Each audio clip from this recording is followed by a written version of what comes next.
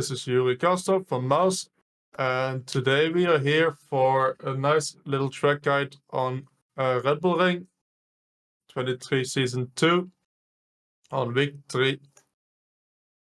Quite a small track, lap times below a minute and a half, only a few corners in this track, but all the corners are quite important. You can make quite a bit of time on the corners. So let's have a look at how to take the lines into the corners, and especially as well how to carry that speed out of it to make sure we got good straight line speed. Let's have a look into it. Right, so here we are, start of the lap. Driving race fuel as usual. Nice and cool conditions in the BMW M4. It's one of the turbo cars because the track has a bit of elevation. We should have nice power down the straights. The track only has a couple corners, so we need to focus on the exits really well. Turn 1, brake just after the 100. Try to keep the speed up. Down to third.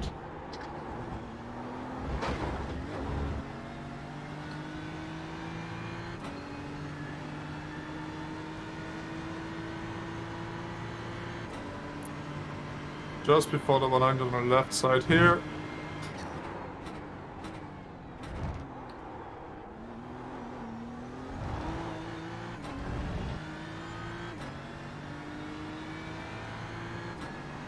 It's very important to be patient with the power there, because the car really doesn't have a lot of traction. Just before the 100 here again. Try to get a bit of the inside curve if you can.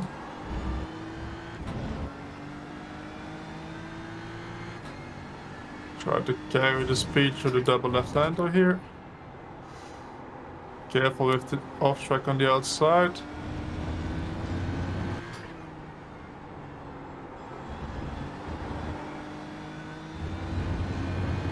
Same there, get close to the gravel as you dare.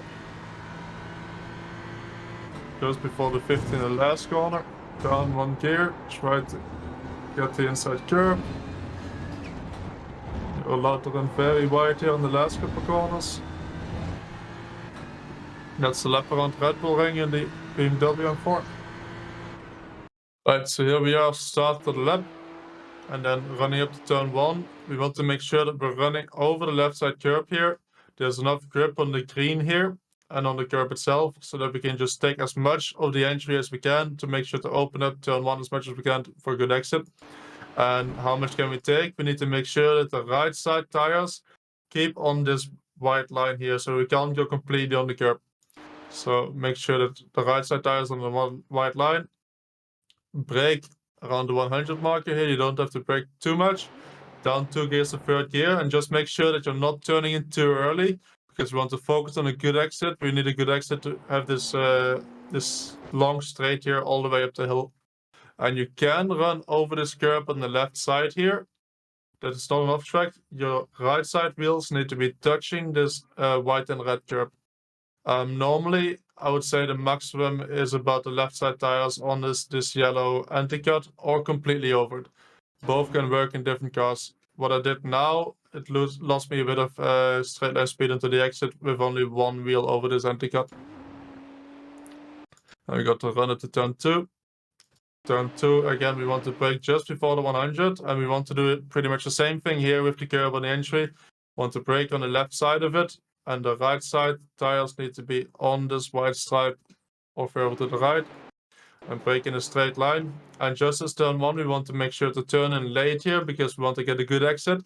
And on top of that, there's a bit of camber in this corner, in that the inside here is quite a bit lower than the outside. And what happens then is that this wheel, the rear right tire, is very unloaded. And if you want to go on power here, because this rear right tire is very, very unloaded, it wants to start spinning up quite a lot. So we need to be very, very patient on the power here to make sure this inside wheel doesn't start spinning up. If it starts to spin up, you're going to lose a lot of time on the exit. You see, it even almost starts to spin it there a bit. If you can manage this inside tire to not spin up, you're going to gain a lot of exit speed from this corner here. And one way to make sure it spins up less is to turn in very late and try to have the car straight on the exit, which is what I'm trying to do here. I've got another long straight up to turn 3. Want to brake just before the 100. And we don't need to turn an S late here. What we want to do is make sure that we hook our tires on this inside curb here. That gives us a bit of nice rotation.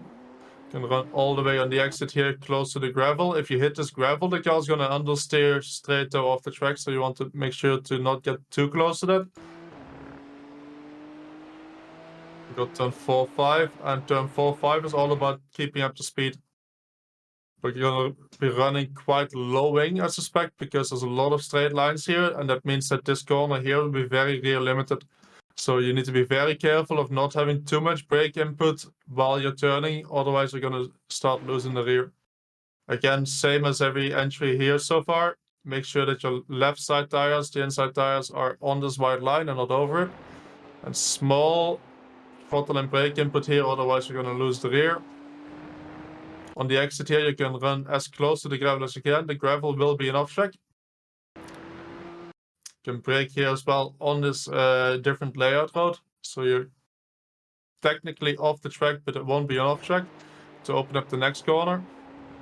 And you can try to hook the car on this curb, or can try to just about avoid it. Both lines can work here, depending on what car and what setup you're running. If you do hit the inside curb, you want to commit to it and go all the way on the green. You don't want to just graze this this white and red. Then you might as well avoid it and make sure that the car doesn't get unsettled.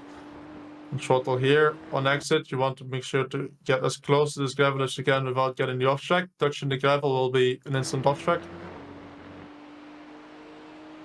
And then the last two corners, you want to make sure to keep the speed up, especially in the first one. You can run very wide on the exit. On the entry again, inside tires need to be on the white line, not over it. I like to hook this inside curb a bit here. And then on the exit here, we can run very, very wide.